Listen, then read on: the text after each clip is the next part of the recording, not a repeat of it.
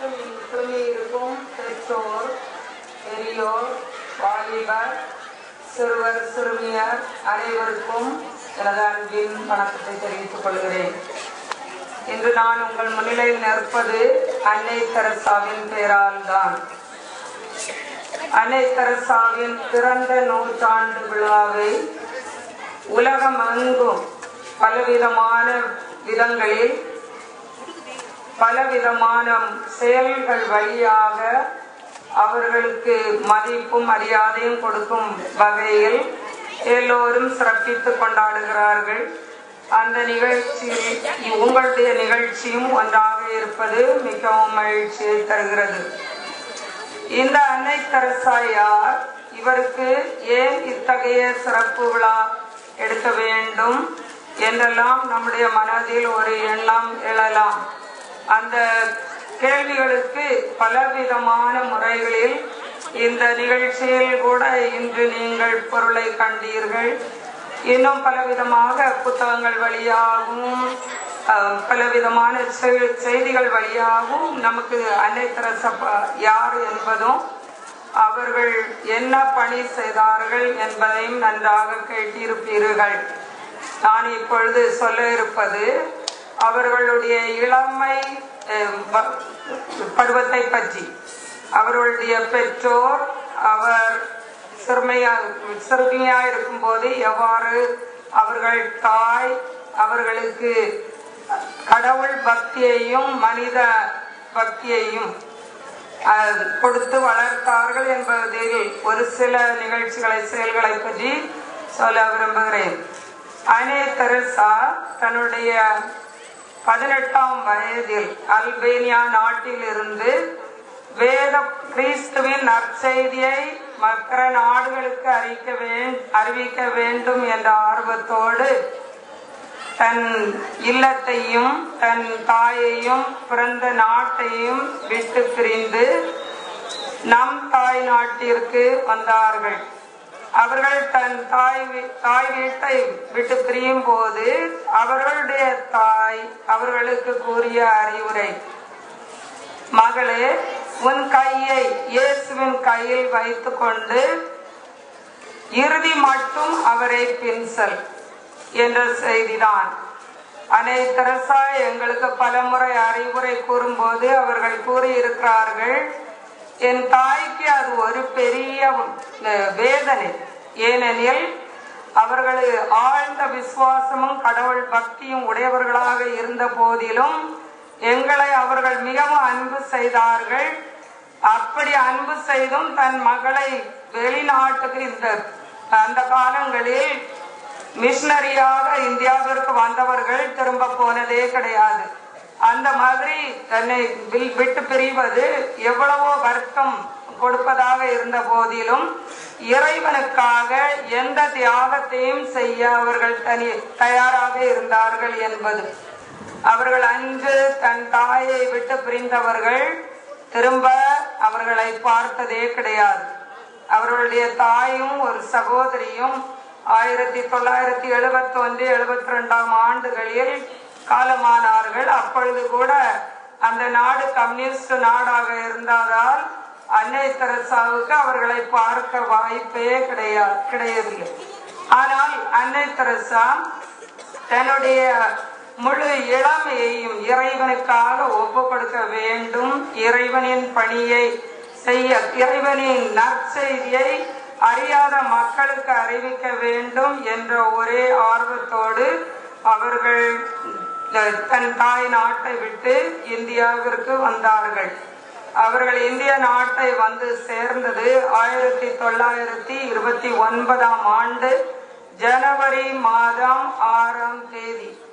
அவர்கள் முதலில் இந்தியாவில் கால் வைத்தது புனித தோமையாருடைய புனித பூமியான சென்னை துறைமுகம்தான் என்பது நமக்கு மகிழ்ச்சியை தருகிறது. ஏனெனில் நம் தமிழ்நாட்டில் தான் முதலாக காலடி வைத்தார்கள்.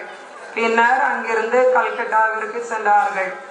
அந்த மதர் எங்களுக்கு பல தடவைகளில் அறிவுரை கூறும் போது எவ்வாறு நம்முடைய குடும்ப வாழ்க்கை நாம் பெற்றோர் தம் பிள்ளைகளை எவ்வாறு வளர்க்கிறார்கள், அந்த பெற்றோருடைய பொறுப்பு, குடும்பத்தினுடைய கடமை எல்லாம் எவ்வளவு முக்கியமானது ஒரு மனிதருடைய பிற்கால வாழ்வுக்கு என்பதை பல விதங்களில் எங்களுக்கு எடுத்துரைத்திருக்கிறார்கள். அவர்களுடைய தாய் மிகவும் மிகவும் பக்தி உள்ள, ஆழமான விசுவாசம் உள்ள ஒரு பெண்மணி. அத்துடன் அவர்களுக்கு ஏழைகள் மேலும் மிகுந்த அன்பு உண்டு. அன்னை தெரசாவின் இல்லம் பல ஏழைகளுக்கும் புகலிடமாக இருந்தது என்பதை பல முறை எங்களுக்கு கூறியிருக்கிறார்கள். இன்னும் ஒரு செயல் அவர்கள் செய்தது, அவர்கள் சிறுமியாயிருக்கும் போது அவர்களுடைய தாய் அவர்கள் ஊரில் உள்ள ஒரு ஏழை நோயாளியை அடிக்கடி போய் சந்தித்து அவர்களுக்கு தேவையான பொருட்களை எல்லாம் கொடுத்து அவர்களுடைய வீடை சுத்தம் பண்ணி உணவு தயாரித்து இப்படியெல்லாம் செய்வது வழக்கம். அப்பொழுது இந்த ஆக்னஸ் எனும் அன்னை தெரசா அவர்களையும் அவர்கள் அழைத்து செல்வது வழக்கம். இந்த முறையில் இளமையிலேயே அன்னை தெரசாவுக்கு இந்த எளியவர்கள் மேல் இரக்கம், அன்பு, இந்த பண்புகள் அவர்கள் தாயிடமிருந்து கற்றுக்கொண்டார்கள். இந்த வருங்கால புனிதக்கு வித்திடப்பட்டது அவர்கள் இல்லத்திலேயே அவர்கள் பெற்றோர், குறிப்பாக அவர்களுடைய தாய். மேலும் அவர்கள் பள்ளி பருவத்தில் செல்லும் போது ஒரு சில நிகழ்ச்சிகள் நடந்ததையும் எங்களுக்கு கூறியிருக்கிறார்கள். அன்னை தெரசாவினுடைய தந்தை அவர்கள் 6 வயது இருக்கும் போதே அவர் இறந்து விட்டார். அவர்களுக்கு ஒரு அண்ணன், ஒரு அக்கா. இவர்கள் மூவரையும் அவர்களுடைய தாய் தையல் வேலை செய்து அதில் வரும் வருமானத்தை வைத்து வளர்த்து வந்தார்கள். ஒரு தடவை இரவில் இந்த 3 பிள்ளைகளும் உண்ணும் போது அவர்களுக்குள்ள ஒரு பேச்சுவார்த்தை நடந்தது. அவர்களுடைய அண்ணன் சிறு பையனா இருந்த போதிலும் அவன் பள்ளிக்கூடத்தில் நடந்த நிகழ்ச்சிகளையும் அங்கு அவர்களுடைய ஆசிரியர்களை பற்றியும் குறைவாக பேசிக்கொண்டே அவர்கள் இருந்தார்களாம். உடனே அவர்களுடைய தாய் பிள்ளைகளே, உங்களுக்கு இந்த மாதிரி புரணி பேசுவதற்கு என்னால் பணம் செலவு செய்து ஒரு லைட் போட முடியாது என்று சொல்லி உடனேயே லைட்டை அணைத்து விட்டார்கள். அப்பொழுது அந்த பிள்ளைகள் மூவரும் இருளிலே இருந்து சாப்பிட்டு விட்டு தூங்க போய்விட்டார்கள்.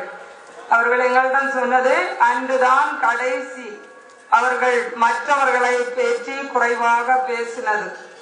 அதே போல் இன்னொரு நிகழ்ச்சி என்னவென்றால், அவர்கள் இல்லத்தில் ஒரு அடுத்த வீட்டு பெண்மணி ஒரு நாள் மற்றவர்களை எல்லாம் பற்றி குறையாக பேசிக்கொண்டே இருந்தார்களாம். அப்பொழுது இந்த தாய் உடனே எதுவும் அவர்களிடம் எதுவும் சொல்லாமல், அவர்கள் சொல்வதையும் காதில் எடுத்துக்கொள்ளாமல் அவர்கள் தன்னுடைய வேலையிலேயே கவனமாக இருந்து கொண்டு கடைசியாக ஒரு பதிலும் சொல்லாததால் அந்த பெண்மணி சலித்து போய் அவர்கள் எழுந்து போய்விட்டார்களாம். அடுத்த நாள் திரும்பவும் அந்த பெண்ணு வரும்போது அவர்கள் பார்த்தது என்ன என்றால், அங்கே ஒரு சைன் போர்டு வைத்திருந்தார்கள் அந்த வீட்டு கதவில். இந்த வீட்டில் யாரும் மற்றவர்களை பற்றி இழிவாக பேசக்கூடாது என்று எழுதி ஒரு சைன் போர்டு வைத்திருந்தார். அதை பார்த்ததும் அந்த பெண் யாரும் சொல்லாமல் உடனேயே அங்கிருந்து நகர்ந்து போய்விட்டார்கள் என்று எங்களுக்கு கூறியிருக்கார்கள்.